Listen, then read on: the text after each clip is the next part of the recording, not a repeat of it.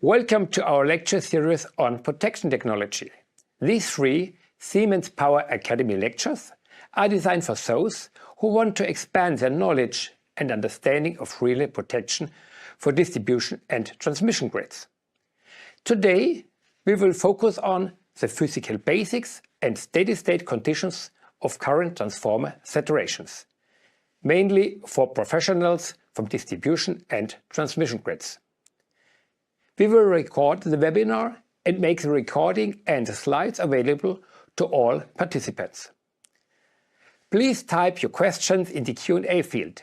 We will answer these during the dedicated Q&A session after this series.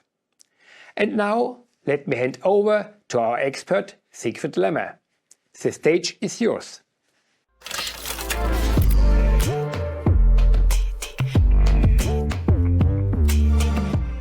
Hello, today's topic is current transformer saturation. This topic is a little bit mysterious thing for many protection people, so it makes sense to have a bit look at it. Don't be afraid, this will not be a deep dive into the theory of current transformer saturation. I picked out a few things which I think are important for protection people to know. So I will talk a little bit about the physical background, what brings us saturation, what is saturation, and then I will talk about what do we have to do in protection to avoid problems with saturation. Not to avoid saturation, that cannot always be avoided, but we have to do correct dimensioning to avoid problems with saturation. So let's start a little bit with the physical basics to understand what happens if we have current transformer saturation. And first, we have to look a little bit at this strange thing, what is a current transformer? Normally, if we talk about a transformer, we talk about a thing where we connect a voltage to one side and then we get a transformed voltage on the other side. That is the use of a transformer in the networks for the power transformer, but also in traditional power supplies. You have a transformer which is used like this. You have a primary voltage and then it's transformed normally down to a secondary voltage with a certain ratio, and the secondary voltage can be calculated like this by multiplying the primary voltage with the winding ratio. The side with the higher number of windings has the higher voltage. Then you can connect a load to this. Then you have some load flow current on the secondary side. And if you reduce this resistor, the current will increase, the power will increase. You can do that until you reach the limits of this transformer. And then you run into an overload situation, and the extreme thing would be if you make a short circuit on the secondary side. That will cause trouble, because then the transformer cannot maintain the voltage, the current becomes too high, the power becomes too high, then it doesn't work. So for a normal transformer you have to avoid a short circuit on the secondary side.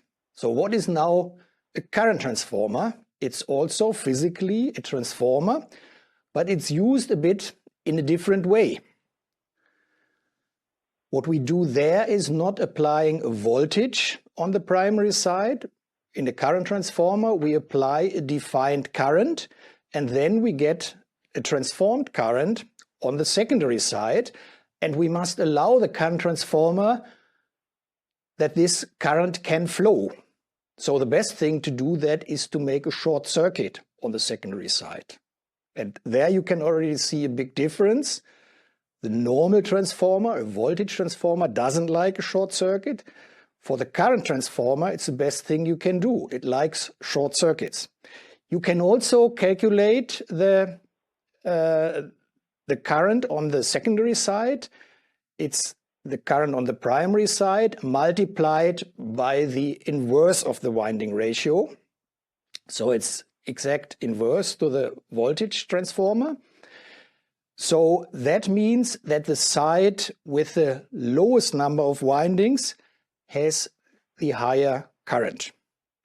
And also there it's possible, instead of using a short circuit, using a resistor there. For a current transformer, we call this resistor normally a burden. And there the load increases if you increase the resistor. For the voltage transformer, the load would increase if you decrease the resistor. For a current transformer, it's opposite. If you increase the resistor, it becomes more and more difficult for the current transformer to maintain the current, and you can increase this burden up to a certain value, and then you reach the rated power of the current transformer, and then it becomes difficult for the current transformer to maintain the current. And the worst thing you can do with a current transformer is making an open circuit there, because then theoretically you would have extremely high voltage. Practically it doesn't work, but you get problems because you get high voltages there on the terminal. And that is the reason why a current transformer should not be operated with open terminals. A voltage transformer must not be operated with a short circuit. So you see, everything is opposite with a current transformer. This is a model with really an ideal current transformer, which does this transformation from primary to secondary just in an ideal way, taking into account the winding ratio. Unfortunately, world is not that ideal. So in reality, the equivalent circuit for such a transformer looks a bit different. What you see here is a simplified equivalent circuit for a current transformer. It shows only two additional components. That means on the left side, you see the ideal current transformer, which transforms from primary to secondary current in an ideal way. And then on the right part, you see two additional components. The R value, the resistor there, RCT, is the winding resistance of the current transformer. And you have the magnetizing reactance, that is the L0, this reactance. And it's already indicated here in this diagram. This thing is a nonlinear thing, and that is the component which makes us a little bit trouble, as we will see on the next slides. So what do these additional components mean? You see, on the protection device is normally connected on the right side. That means there where we have the burden, this resistor, that is an equivalent for the wiring plus the protection relay.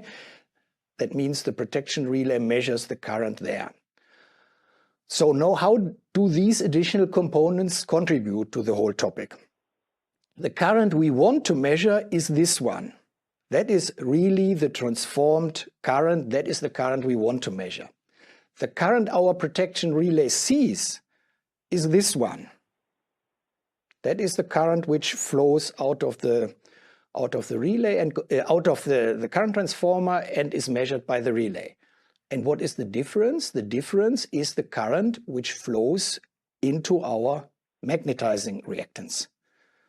That means the more current our magnetizing reactance has, the bigger the difference is between the current we want to measure and the current we really measure. That means we have to look a little bit into this magnetizing reactance if we talk about measurement errors and saturation.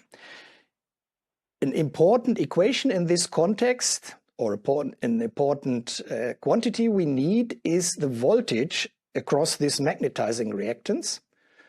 And this voltage can easily be calculated by this formula. The voltage is the secondary current multiplied by the winding resistance of the current transformer plus the burden. That means this voltage across the magnetizing reactance becomes the higher the secondary current is, and also the higher the burden is we connect. And before we now go a little bit deeper into this magnetizing reactance story, we have to look a little bit into the standards, because if you see this equivalent circuit, it has a few components, and in reality there are a few more components which makes it a bit more complicated. So you have a lot of different parameters to design a current transformer, a lot of different possibilities. And of course in industry we normally try to standardize things. And for that reason, standards for current transformers have already evolved many decades ago. And first as national standards, that means every country had its own standards. Nowadays, everything goes in direction of IC. So now we have an IEC standard, and this standard is the 61869 standard that refers to instrument transformers in general, and it has a part 2, that's why we call it -2, that refers to current transformers. And if you look into this standard, you will see that you first of all have to distinguish between two groups of current transformers. One group are current transformers for measurement.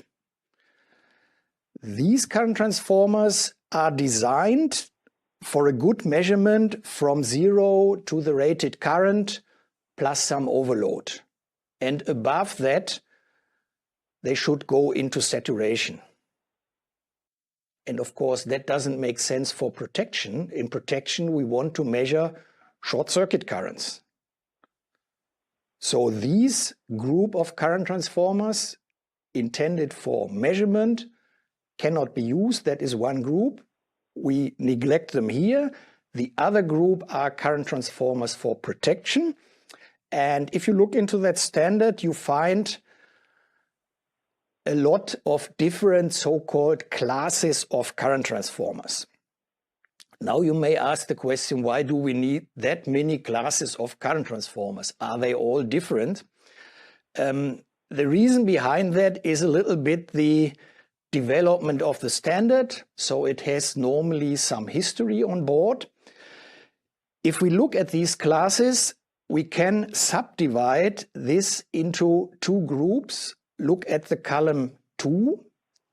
Question, is there a limit for remanent flux? You see some of them have a yes and some of them have a no. These current transformers with a yes and current transformers with a no, they are really different. A no here means this current transformer has no limit for a remanent flux. A remanent flux means if the current is off, if there is no current in the current transformer, due to the properties of the iron, you have a certain remaining flux there, remanent flux. And a part of the current transformer have no limit for that. We will later on see that can cause some problems. Some of these current transformers, those with the R at the end, PR, PXR, and also TPY and TPZ, they are designed a little bit different. They have a small air gap. That means they have typically a split core with a small air gap, and with that you can reduce the remanent flux. So they are a bit more expensive because you have to split the core, but they have the advantage that they have the remanent flux, that they have a significantly reduced remanent flux. So if we look at those classes where we have no limit for remanent flux, that is the P class, the PX, and the TPX, what is the difference between them? These things are basically, they have no real physical difference. The difference here is only the question which parameters of the current transformers are standardized. The class we will find or the majority of the current transformers we find in our installations are P-class current transformers. That is the upper line. For the P-class current transformers, the standard defines only accuracy limits for symmetrical steady-state conditions. That means if you have a P something current transformers, you can look in the standard, and this current transformers has to meet some accuracy limits, but they are only defined for symmetrical steady-state conditions. If you look, for instance, in the TPX, they have additionally also defined error limits for transient conditions, which is basically better for us because then we know how does the current transformer behave under transient conditions. And in protection, we always have to deal with transient conditions. But these classes were introduced with the standard, but experience shows they are not widely in use. So basically, and that is the reason why all my examples I will show you later on are based on the P-class transformers. You even have the situation, a current transformer can be a TPX current transformer and a P-class current transformer at the same time. They are not physically different. You can take a TPX class current transformer, you just ignore all the definitions for the transients, and then the remaining part are the accuracy limits for the steady-state conditions. So, as I said, in the following examples, I will refer mainly to P-class current transformers. At the end, we will talk about dimensioning rules. If you look into our manuals and want to check the dimensioning rules, there we have different dimensioning rules for all the different classes. That means the chapter about dimensioning rules is rather big because we have to consider all these classes. And additionally, we have to take into account these current transformers tend to become very old. That means if we look into the field, we have current transformers which may be as old as I am. So they have been designed long before the standards have established.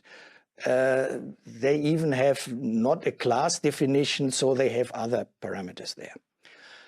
So that was a short view into the standardization side. And now we have to look at the steady-state operation. And for that, I will show a simulation.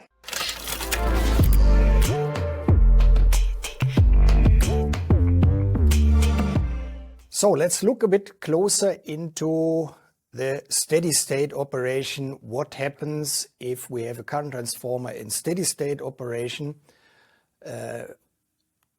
and we run it into saturation? So we come back to this equivalent diagram I already discussed before, and we will now look a little bit more into the behavior of this magnetizing reactance. This is defined by the iron core, and iron unfortunately has a nonlinear behavior, and this behavior can be described by such a curve. This curve shows the voltage across the magnetizing reactance on the vertical axis against the current. That means as long as you have low voltage across the magnetizing reactance, the current is really low.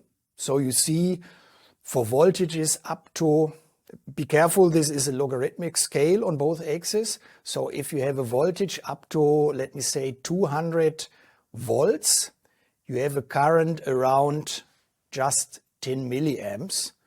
So it's neglectable, nearly neglectable compared to the currents we want to measure. But then you see this curve becomes flat, and that means a slight additional increase in voltage results in a significant increase in current. And the higher you come, the stronger this behavior becomes. And that means the current through the magnetizing inductance increases significantly. And remember, the current through the magnetizing reductance causes an error because that is the difference between the ideal secondary current and the current our protection relay measures. And I would like to give an example to show how that works. And for an example, we take a current transformer 1500 amp to 1 amp. Primary rated current is 1500 amp. Secondary rated current is 1 amp. And the class of the current transformer is 5P20. You see, it's a P-class current transformer, as discussed in the standards before. And this 5P20 means it guarantees a maximum error of plus minus 5%, that is the 5, if the current is up to 20 times nominal current, if you have connected the rated burden, and the rated burden is 15 VA. What we also assume for this current transformer is the winding resistance that is estimated to be 3 ohms. That is a thing you may have to get from the datasheet. And now I would like to calculate the operating point in our diagram for this limit value, for this value of 20 times nominal current. 20 times nominal current means on the primary side we have 20 times 1500 amps, that is 30 kiloamps. And on the secondary side we have 20 times 1 amp, which is 20 amp. And from that we can take our formula in the yellow box, which says that the voltage across the magnetizing reactance is current, 20 amps, multiplied by the sum of these two resistance. Winding resistance is 3 ohms and the burden is 15 ohms. You must be careful at that point. You see, normally the burden is shown in VA as a power. Here we need the value in ohms. If you have a 1 amp CT, it's easy. You can just say the burden in VA has the same number as the burden in ohms. So we take the 15 ohms there. If you have a 5 amp CT, we will see that later on, you have to divide it by 25 to get the correct value. So the result of this computation is we have the 360 volt. And with this 360 volt, we can now go into our diagram. We take the 360 on the vertical axis, go to our curve, and then from there we see the magnetizing current is something between 0.05. So that is the point where we reach the error limit. So you see, saturation, there's not one single point where you can say exactly here saturation starts. It's a gradual thing because the magnetizing current starts gradually. But simplified, we can say up to this point, which is defined by the current transformer class, we can ignore saturation because the current transformer will, according to the standard, operate within its limits, and above that point saturation starts. So this is the saturation starting point, and I will illustrate this thing a bit more in some simulation I provided for use. In this simulation I would like to illustrate a little bit what happens if we change some of the quantities around the saturation point we just discussed. This simulation simulates the circuit we just saw, including the magnetizing reactance with this nonlinear characteristic. And what we see here in this diagram is in green the primary or the converted primary current, that means the ideal current we would like to measure, and in red we see the secondary current the connected protection relay gets. And that what we see at the moment on the screen is just the point we discussed a minute ago, where we have the 360 volt and the point where just the saturation starts. You see here the red curve and the green curve are still in line. The only exception is here a starting effect at the beginning. We can ignore that, but later on in the steady state conditions, these curves are identical because we are still within the accuracy limit. And now in this simulation, we have some sliders down here where I can change the short circuit current and also the burden. And if we now increase the short circuit current, you see here we have 20 amps at the moment. And on the bottom, you see the burden is 15 ohms. That means it is exactly that point we calculated on the previous slide. And if we now increase the current, this changes. So I will go up to 40. Oops. And you see if we have 40 amp, that means double current, we run into a saturation error, then we see a complete different picture. You see here in green that what we should measure, and in red that what comes out of the circuit, because our magnetizing reactance sometimes draws a lot of current. So you see it typically follows the green curve until we reach saturation point, and then it goes down, and then the same thing is repeated. The pattern you see here depend on some other parameters. So in real life they may look different, but the basic behind that remains the same. If we increase the current beyond this saturation point, we will have a disturbed curve at the protection relay.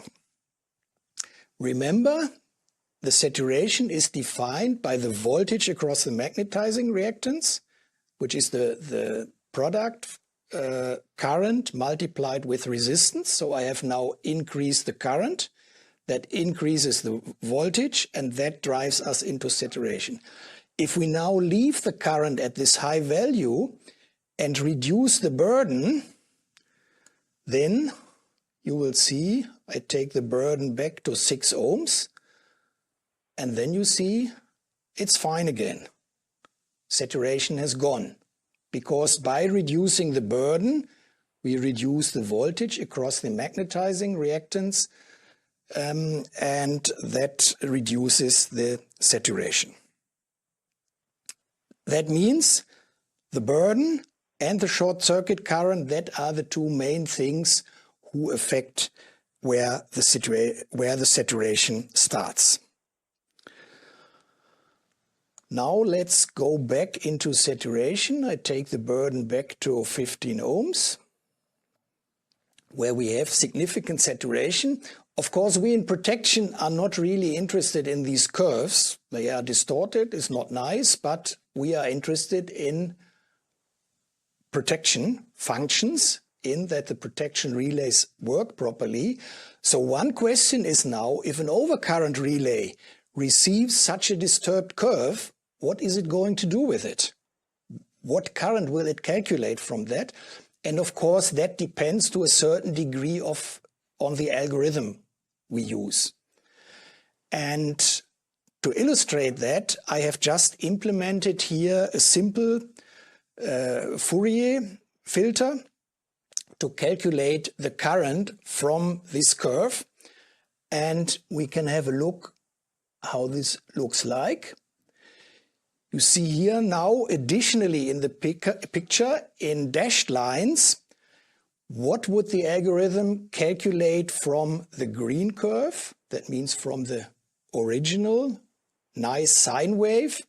And you see here, after a starting effect, you get stable value, 40 amps, the correct value.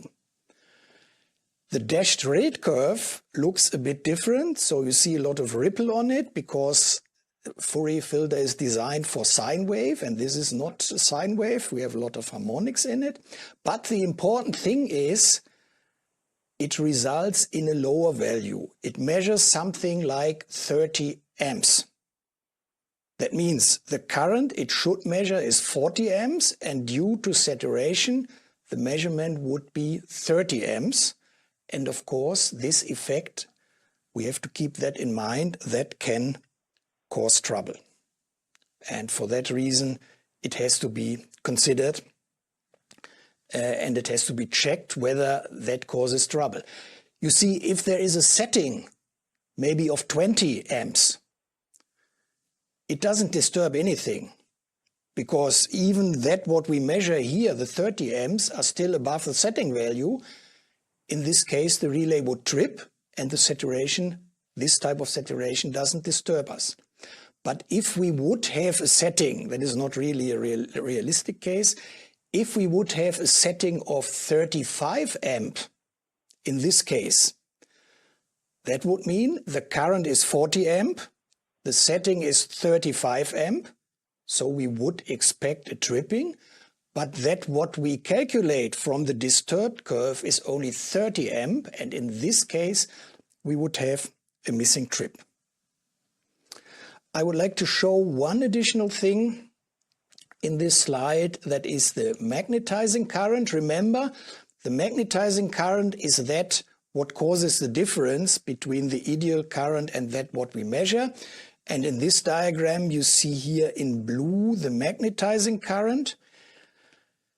At the beginning of each half period, the magnetizing current is nearly zero, and that means the red curve and the green curve are together. And then if we come to this saturation point, then suddenly the magnetizing current increases and the red curve goes down. As I said, this pattern may look different depending on some other parameters, but the effect is always the same. So that was the simulation for steady state conditions. And I would like to summarize that just in a slide. So this slide summarizes what we saw in the simulation. As long as we are below or on the saturation point, we have nearly no saturation, then the curves look like that. That means the blue, in this case blue, and the yellow curves have identical shape. We measure our protection relay, which is connected to the current transformers, gets more or less exactly the current which is flowing in the line or in the cable. If we increase the current or increase the burden so that we are beyond the saturation point, it looks a bit different. Then we have disturbed current. In this case, we have steady state saturation. And that means the secondary current, the current the protection relay measures, is distorted. And the distortion comes from the peaks in the magnetizing current. In this case, the shape which came out of the simple simulation using a simple replica, the shape may be a bit different. Dear audience, if you're interested in more detailed information and practical training, please visit our training platform at Siemens Power Academy. I am confident you will find the right resources and training there. A link to the recording and the slides will be sent to all participants. Thank you for your active participation. I look forward to meeting you soon. Stay safe and take care. Goodbye.